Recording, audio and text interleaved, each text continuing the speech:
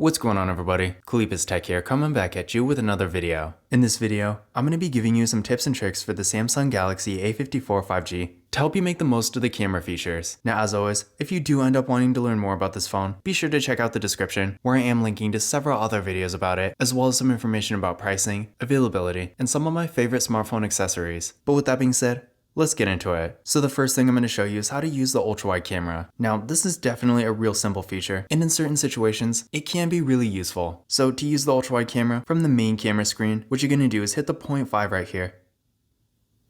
And as you can see, now we can fit quite a bit more in the frame. And you don't actually even have to hit this button. It's pretty much the main way, but if you just zoom out like this, it's going to do the same thing. And then of course, to go back to normal, either zoom in or hit the 1 right here, and it'll be right back. And now on the complete opposite side, I'm going to show you how to use the macro camera to get close-up detailed images. Now, unlike the ultra-wide camera, there's no actual button for this, but from the main camera screen, if you go to more, from here, macro mode is right here, so tap on this icon.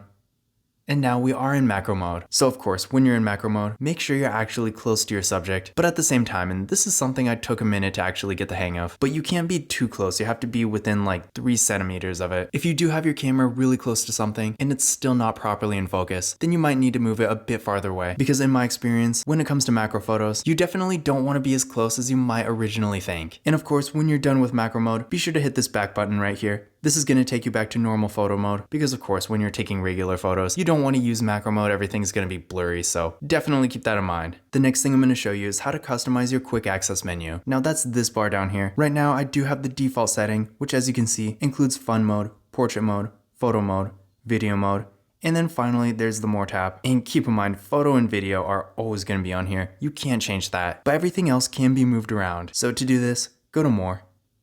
Then from here, hit the plus icon right here. And now you can drag and drop whatever you want. So I'm going to take out fun mode. I'd never even touch this. And then maybe you want to add macro mode. So press and hold, drag it over. And there we go. When you're done, hit save. And now as you can see, the bar has been updated.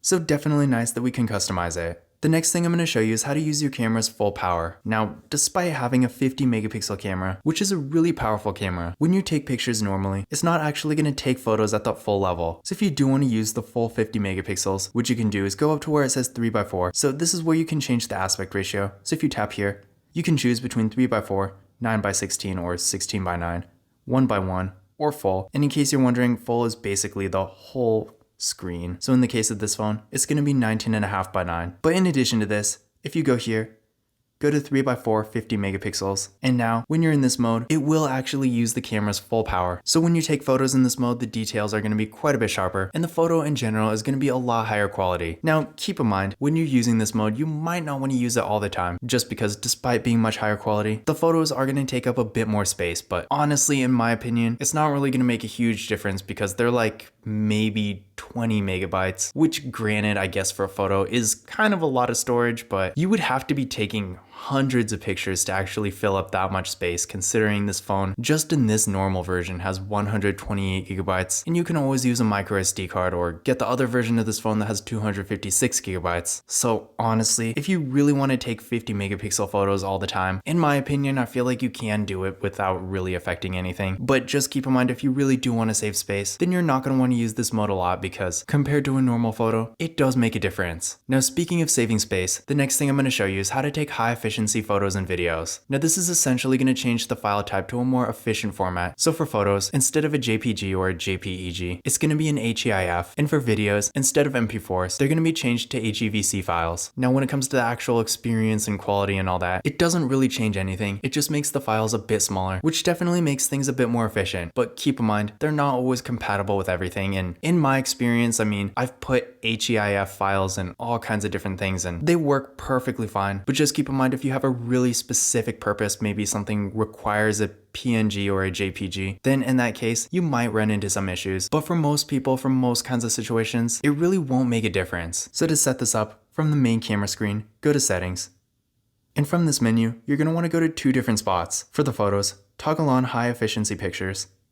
And then for videos, I actually completely forgot about this, but by default, high efficiency videos is actually going to be on. So you actually don't need to do anything about this. But in case for whatever reason it's not on like this for your phone, this is where you're going to go to turn it on. But in general, once you have these two features enabled, the file size for your photos and videos are going to be a lot more efficient. Now I'm going to show you how to take a burst shot. Now a burst shot is essentially a bunch of photos taken at once, and with this phone, you can do up to 30. To take one, it's really easy. All you have to do is swipe the shutter button down and hold it. So like this.